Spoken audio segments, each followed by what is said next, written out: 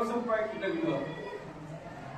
শিক্ষক হিচাপে তেখেতে যি ধৰণৰ কাম কৰি আছে আৰু মই অতি সৌভাগ্য এনেকুৱা এজন খুব এনাৰ্জেটিক এভাৰগ্ৰীণ টিচাৰ লগ পাই আৰু সহকৰ্মী হিচাপে বা তেখেতৰ লগত কাম কৰিব পৰা যিটো সুযোগ, সেইটো মানে কি হয় মোৰ কাৰণে এটা অতি সৌভাগ্য কথা।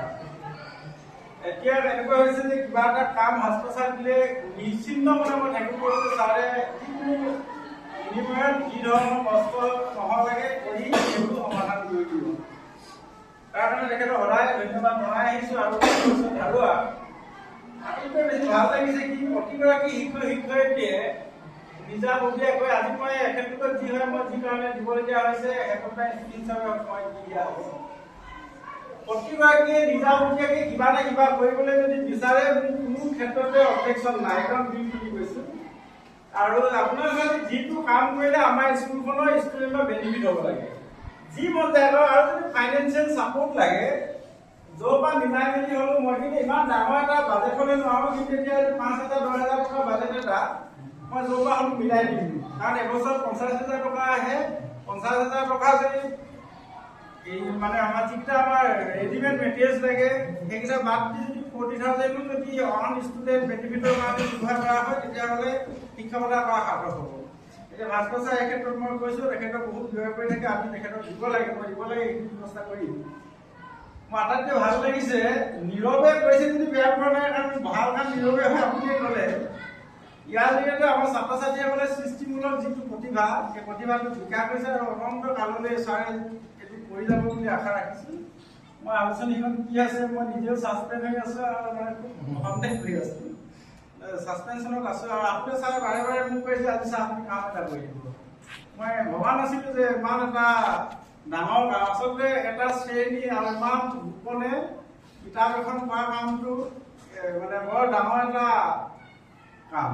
কিতাপ এখন হাতে লিখা হওক বা পিন্ধিয়ে হওক যেনেকৈ হ'লেও কিতাপ পঢ়াটো কামটো বৰ সহজ নহয়। ইমান সুন্দৰ এটা জটিল কাম আৰু ছাত্ৰ ছাত্ৰীসকলেও যে আমাক কোনো নকৰাকৈ ছাৰে ছাত্ৰ ছাত্ৰীসকলে ইমান সুন্দৰভাৱে মটিভেট কৰি দিছে যে তোমালোকে এইভাৱে কেতিয়া লিখা হ'ব। ছাৰে নকৰা, ছাৰৰ মুখত যেতিয়া কথা নাথাকে ছাৰে বহুত নক'বলগীয়া ভিতৰৰ কথালৈ কৰি দিয়ে, 5 মিনিট কিন্তু ইমান ডাঙৰ কাম এটা। আৰু আমি দুজনে লগত আহিলোঁ, আমি বহুত কিবা কিবি কথা পাতি আহিলোঁ, যিটো মই তোমালোকক ক'ব নোৱাৰোঁ।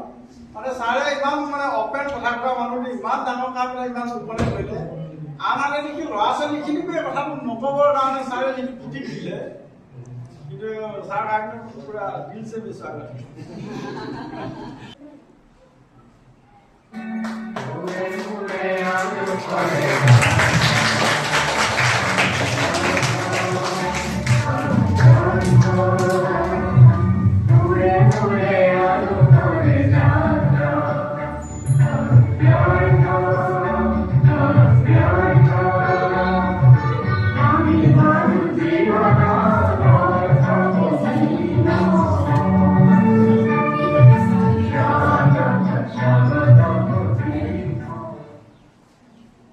আলোচনীখনি আৰম্ভণিতে ঘূৰে ফুৰে আলুগড় যাত্ৰা আলোচনীখনৰ নাম আৰু অসমৰ এটা বিখ্যাত অসমীয়া সাংস্কৃতিক যাত্ৰাৰ বাণী ডক্টৰ জ্যোতিপ্ৰসাদ আগৰৱালা ঘূৰে ফুৰে আলুগড় যাত্ৰা।